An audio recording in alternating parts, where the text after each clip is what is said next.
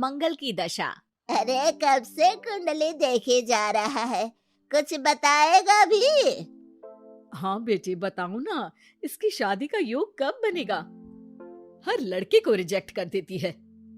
इतनी देर में आलिया भी जॉगिंग से घर वापस आकर उनके साथ ही बैठ जाती है।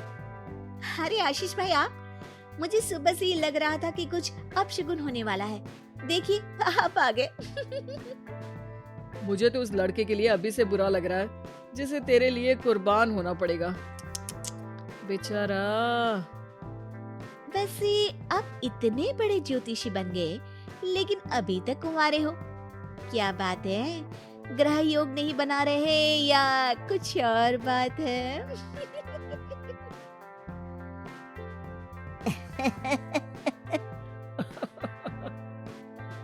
आलिया की इस बात पर वो और उसकी दादी हंसने लगते हैं, जिन्हें इग्नोर करते हुए माँ एक बार फिर उसकी शादी की बात पर आ जाती है। बेटा इसकी बात का बुरा मत मान, तू ये बता कि दिक्कत क्या है? अरे मौसी, सबसे बड़ी दिक्कत तो इसके जिद्दीपन की है, बाकी मंगल भारी है। जिद और स्वाभिमान में फर्क होता है। मेरी पोती नेक दिल, सेल्फ इंडिपेंडेंट लड़की है। ऐसे ही कुछ कॉम्प्रोमाइज करके कहीं भी शादी थोड़ी ना कर लेगी। माँ जी, आपने ही इसे बिगाड़ कर रखा है। माँ, दादी और भाई की नॉन स्टॉप शादी वाली बातें सुनकर आलिया गुस्से में उठ खड़ी होती है।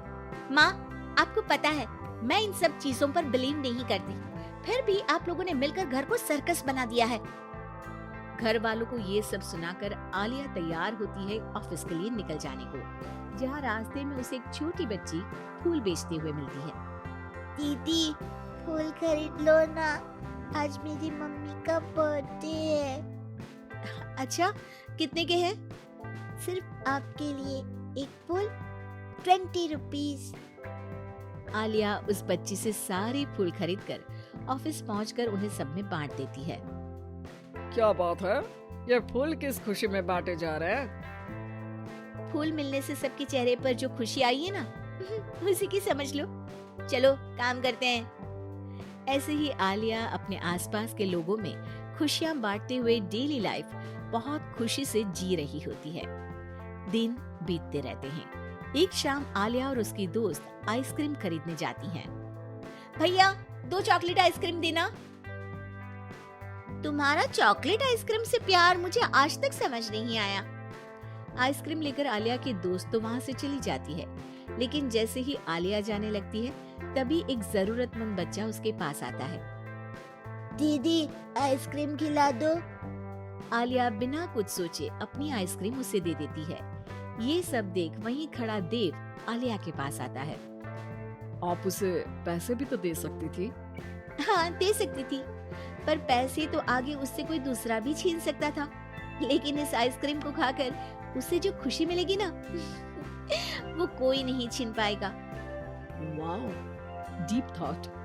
आज से मैं भी ऐसे सोचना शुरू करूंगा। वैसे मेरा नाम देव है। हेलो देव, मैं आलिया हूँ। और इस तरह दोनों बातें करते हुए साथ चलने लगते हैं, जिसके बाद धीरे धीरे दोनों की बातें और फिर मुलाकातों का सिलसिला शुरू हो जाता है। इसी तरह कुछ महीने बीत जाते हैं। अब दोनों एक दूसरे को पसंद करने लगते हैं। मेरी मम्मी को उनके सोशल वर्क के लिए सम्मानित किया गया है, तो आज फैमिली डिनर में तुम भी आ सकती हो।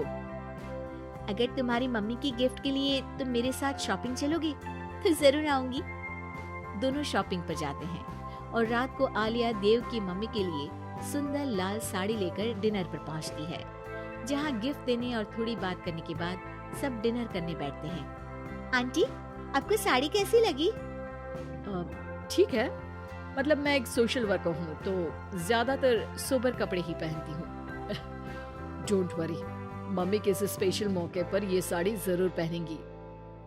इसी तरह बातें आगे बढ़ती हैं और डिनर खत्म होने पर आलिया घर वापस आती है, जिसके बाद से ही वो देव के साथ बात करना बंद कर देती है।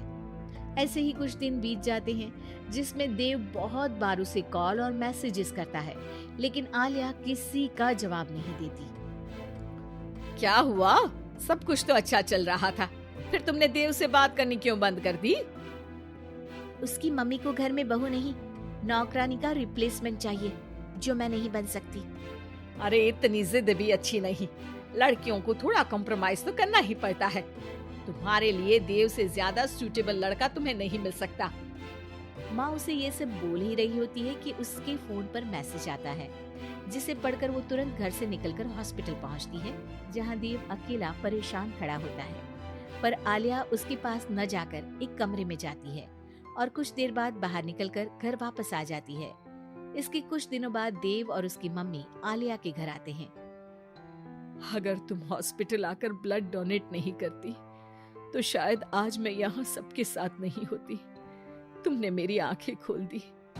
मैं आज तक हर काम करते हुए यही सोचती थी कि सोसाइटी क्या सोचेगी, लेकिन तुमने मुझे समझाया, जो नेक होते हैं उन्हें किसी दिखावे की जरूरत नहीं, उनका काम ही सब कुछ है। आंटी, अगर देव ग्रुप चैट में ब्लड नीडेड का मैसेज नहीं डालता तो मुझे पता भी नहीं चलता। वो तो ठीक है, तुमने साड़ी नोटिस की, स्पेशल मौका। आलिया, मैं खाना बना लूंगा, घूमने जाने पर सारा सामान उठा लूंगा।